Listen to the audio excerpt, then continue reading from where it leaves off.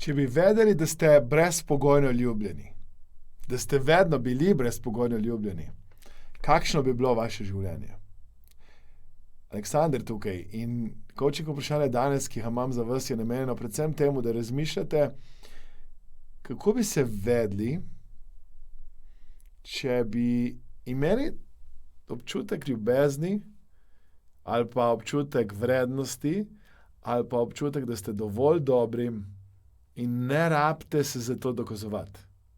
Kajti danes boste našli cel kup ljudi, ki uporabljajo dosežke, rezultate, uspehe, premike in preboje, ki uporabljajo neke ekstremne stvari, ali na področju športa, zdravja, odnosov, kariere, denarja, kjerkoli že, zato da dokazujejo sami sebi, da so ljubljeni.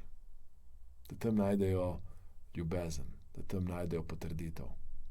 In mi danes vemo nekaj, da v resnici, ko otrok odrašča, kako ga mi vzgajamo doskrat. Ja, otrok naredi par korakov, reče, ja, bravo, zna, hodi naš, pa naša.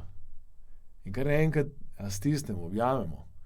Potem nariše risbico, rečemo, wow, kako lepa risbica. Potem nekaj naredi, pospravi, wow, kako si lepo pospravlja. Dobi dobro oceno, wow.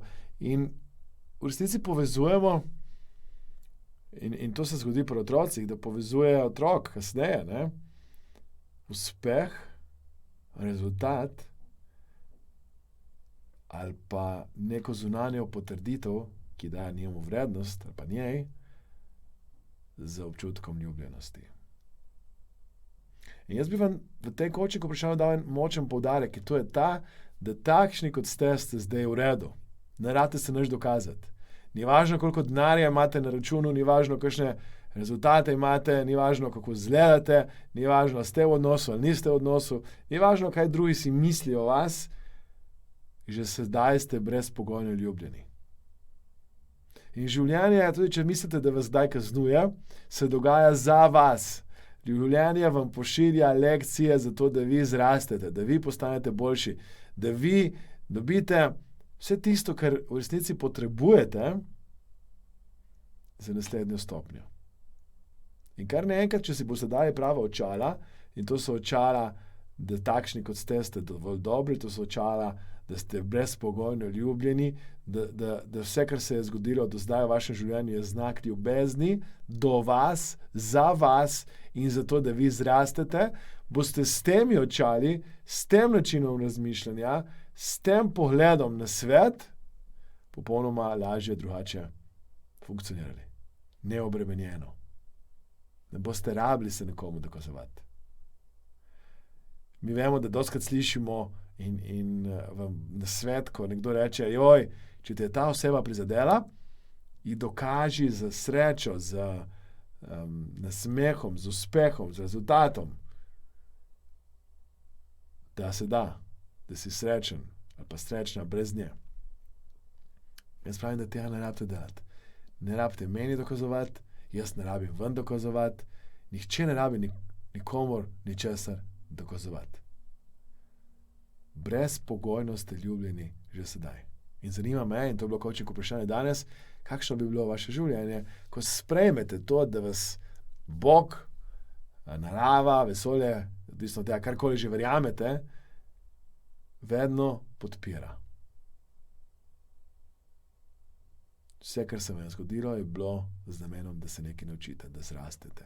Vedno ste bili ljubljeni, vedno ste bili varovani, vedno ste bili del te čudovite popolnosti, ki se vam mogoče zdi na trenutke nepopolna.